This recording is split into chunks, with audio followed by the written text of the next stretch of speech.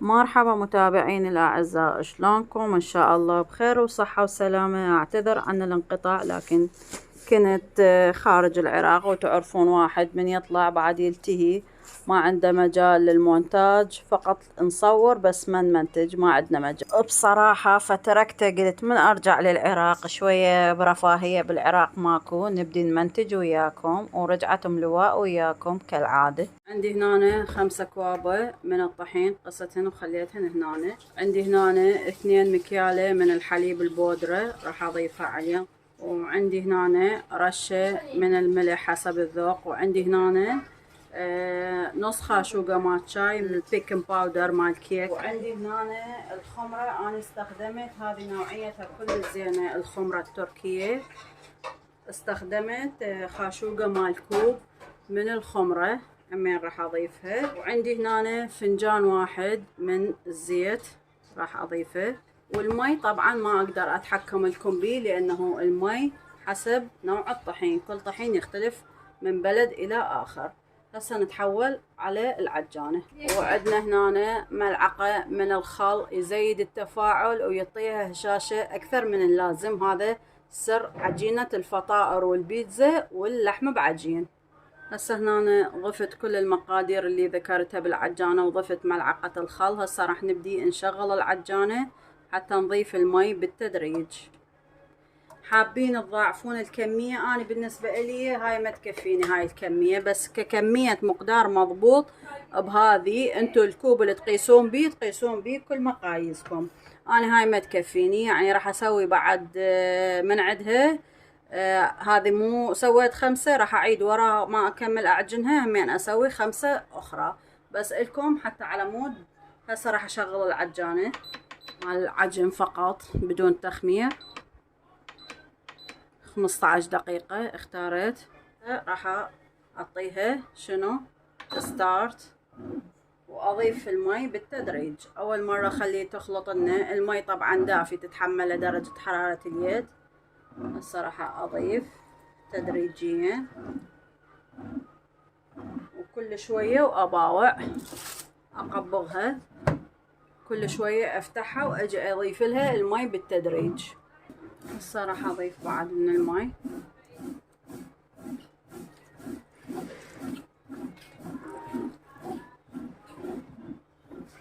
باعوها وخلوا وياها السكر يسرع التخمير.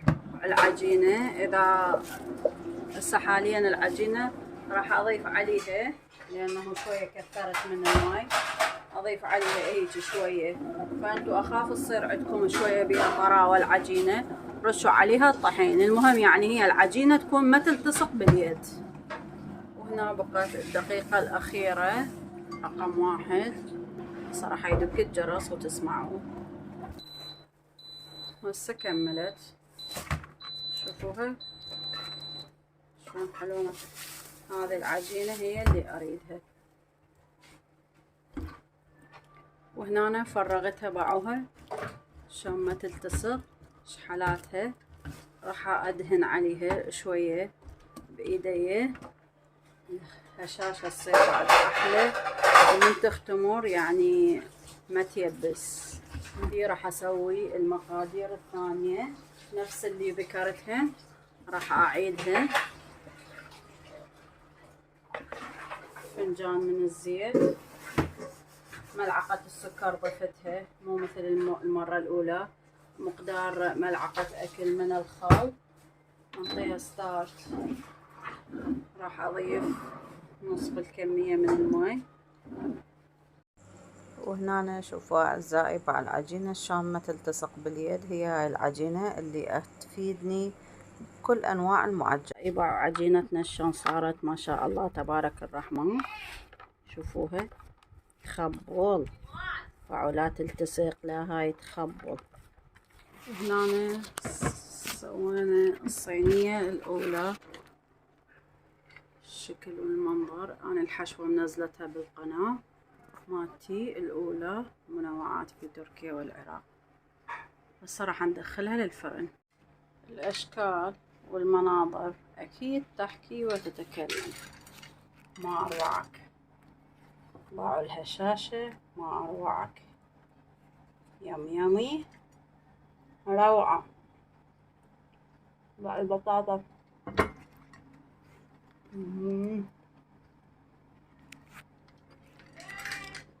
الأشكال والمناظر تحكي وتتكلم. اتبعوا هاي الطريقة مع العجينة وتطلع فطائركم من أروع ما يكون. شوفوا الهشاشة بعد التوريق بالداخل. سهمكم وسهمنا ألف عافية. تنفع طلاب المدارس. لا أسوي له لفة ولا عبء، أسوي له من هاي وأخليها باللانش بوكس أو أخلي الهياب السيليفون. وألف عافية على أولادكم وأطفالكم حبايب قلبي. من نفس العجينة اللي بقت سوينا كرواسون. باعوا الشوكولاتة. هسه راح ندخلها الفرن ونراويها لكم حبايب قلبي. وهنا العجينة اللي سوينا من عندها الفطاير. شوفوا سوينا من عندها أيضا الكرواسون. باعوا شوفوا الهشاشة الشكل والمنظر يحكي. شوفوا التوريق مالتها ما أروعك. باعوا الهشاشة. باعوا الله عليكم. شوفوا الهشاشة بعد جمال. أحسن ما تشتروها من برا. سووها على ايديكم وفرحوا أطفالكم بالمدارس. ألف عافية. باعوا حبايب قلبي بعد ما فتحتها من الداخل. باعوا الشوكولاتة. طبعا اشتريت نوع من الشوكولاتة بس طلع لونها غامق لكن طعمها كلش طيب بصراحة. ودائما الشوكولاتة الغامقة بتكون صحية أكثر من الشوكولاتة الفاتحة. وباعوا التوريق مالتها من الداخل وكلها بعجينة واحدة. ومع السلامة أختكم أم لواء.